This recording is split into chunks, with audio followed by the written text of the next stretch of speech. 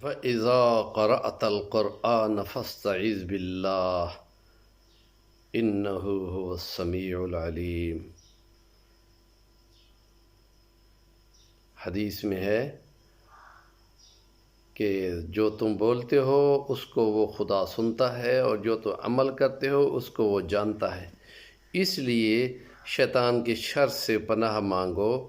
جو تم بولتے ہو، جو کلام پڑھ رہے ہو، اس کو وہ سن رہا ہے، کہ جو تم صحیح پڑھو گے تو وہ خدا اس کو سنتا ہے۔ توجہ، حدیثوں میں آتا ہے اللہ پاک خود کلام کو سنتا ہے، اس لیے پورا لحاظ رکھتے ہوئے کلمات کی ادائیگی ہونی چاہیے۔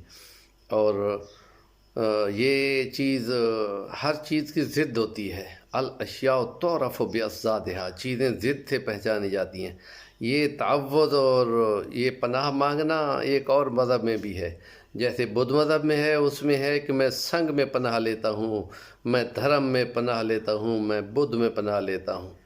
تو یہاں پناہ ہے اللہ کی پناہ، اس ذات کی جو بولو تو خوب سنتا ہے، اور جو عمل کرو تو خوب جانتا ہے۔ بظاہر کر رہے ہو لیکن اندر سے جس نیت سے کیا ہے خدا اس کو جانتا ہے۔ اللہ پاک ہمیں اپنی رحمت سے اس شیطان کی شر سے پناہ دے، جس شیطان سے شر سے بچنے کے لیے یوں بھی کہا گیا ہے کہ اعوذ باللہ من الشیطان الرجیم من حمزہ ومن نفخہ ومن نفثہ، اس کے وسوسہ ڈالنے سے، اس کے پھونکنے سے، اس کے آگ لگا دینے سے۔